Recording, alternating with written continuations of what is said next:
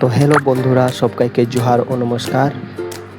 চলো বন্ধুরা, আমি আপনাদেরকে কাছাড় জেলা উধারবন সমষ্টি কুম্ভা চা বাগানে মা কালীর একটি জাগ্রত মন্দির রয়েছে, সেটা আপনাদেরকে দর্শন করাবো। শোনা যায় বন্ধুরা, এই মন্দিরটা খুবই জাগ্রত। তো বন্ধুরা, আমি যেদিন এই মন্দিরে দর্শন করার জন্য এসেছিলাম, সেই দিন মন্দিরটার বন্ধ ছিল। বন্ধ মানে গ্রিল বন্ধ ছিল। তো আমি আপনাদেরকে মন্দিরের ভিতর দিকটা দেখাতে পারি নাই। বন্ধুরা, আমার পেজটির মধ্যে যে যে জায়গা বা মন্দিরগুলো আমি আপনাদেরকে দর্শন করিয়ে দেই, সেগুলো কেমন লাগে কমেন্টে জানাবেন। ভালো লাগলে আমার পেজটি ফলো করবেন, লাইক কমেন্ট শেয়ার করবেন।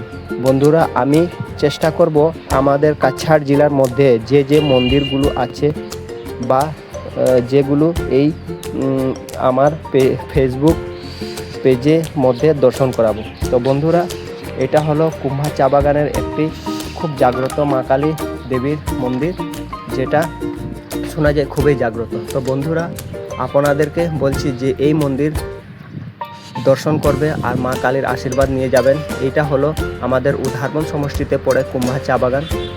মন্দিরটা দেখো বন্ধুরা, একদম দৃশ্য কত সুন্দর, মানে চারিদিক দিয়ে খুব গাছপালা দিয়ে ঘেরা। আর মন্দিরটার দৃশ্য এতই সুন্দর, যেমন লাগছে যেমন আমাদের উধারবন কাছাকাছি মন্দিরের মতন দেখতে। দেখো দৃশ্যগুলো দেখো বন্ধুরা। তো এই মন্দির আসবে, দর্শন করবে আর মা কালীর আশীর্বাদ নিয়ে যাবেন।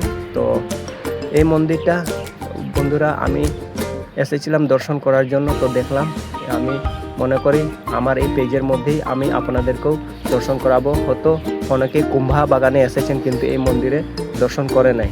তো আমি ভিডিওর মাধ্যমে আপনাদেরকে এই মন্দিরটা দর্শন করিয়ে দিচ্ছি।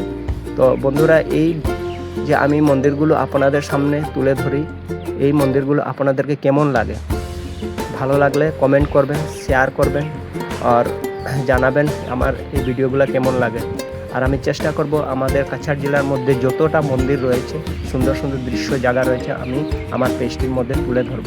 তো বন্ধুরা, এই যে মা কালীর মন্দির দেখছো, খুব সুন্দর আর খুব জাগ্রত মন্দির।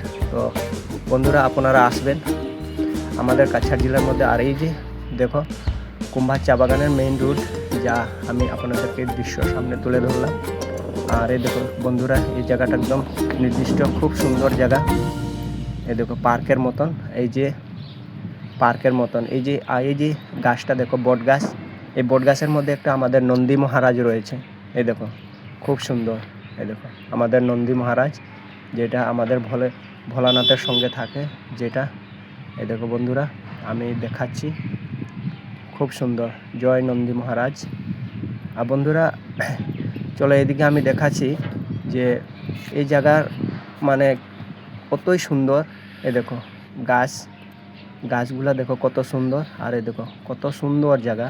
আর এই সামনে রয়েছে বন্ধুরা কুম্ভা চা বাগানের যে ফ্যাক্টরি, এই ফ্যাক্টরিটা কুম্ভা চা বাগানে। তো বন্ধুরা, আমি চেষ্টা করব আমাদের যে কাছাড় জেলার মধ্যে যতটা মন্দির রয়েছে আর সুন্দর সুন্দর দৃশ্য রয়েছে, তো আমি এই আমার পেজের মধ্যে তুলে ধরেছি। আর আমি আপনাদেরকেও দেখাবো, যে চেষ্টা করব যতটা পারবো আমি। এই দেখো বন্ধুরা, কুম্ভা চা বাগানের ফ্যাক্টরি, যা বহুত বড় ফ্যাক্টরি এখানে চা বাগানের, কুম্ভা চা বাগান নাম শুনেছ বন্ধুরা। আর যারা দেখে নেবেন আশা করে, আর মা কালীর আশীর্বাদ নেবেন। তো এই মন্দিরটা খুবই জাগ্রত। বন্ধুরা, এই ভিডিওটা কেমন লাগে আমাকে কমেন্টে নিশ্চয়ই জানাবেন। আর কমেন্টে জয় মা কালী লেখে জানাবেন। তো বন্ধুরা, আমি আপনাদেরকে যে মন্দিরগুলো দেখাই, এই মন্দিরগুলোর মধ্যে কি কোনো ভুল ভ্রান্তি থাকলে আমাকে মাফ করবেন। আর কমেন্টে জয় মা কালী লিখবেন। কুম্ভা চা বাগানের যে মন্দির, এই মন্দির আমি আমার পেজের মধ্যে তুলে ধরেছি। তো আমি আমাদের উধারবন সমষ্টি, যে উধারবন আসলেন যে এয়ারপোর্ট রোড পড়ে ডিগিরপাড় পয়েন্ট থেকে, তো এখানে সোজা এসে যাবে টিকল চা বাগান। টিকল চা বাগানের যে মেন রোড রয়েছে, এই টিকল চা বাগানের মেন রোড এলেই কুম্ভা চা বাগান পাওয়া যায়।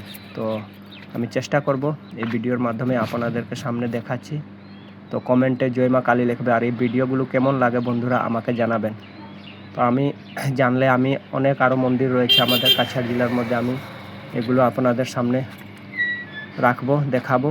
আর আমার পেজটিকে ফলো করবেন, কমেন্ট করবেন, শেয়ার করবেন, যাতে অন্য মানুষ জানবে আর এই মা কালীর দর্শন করবে।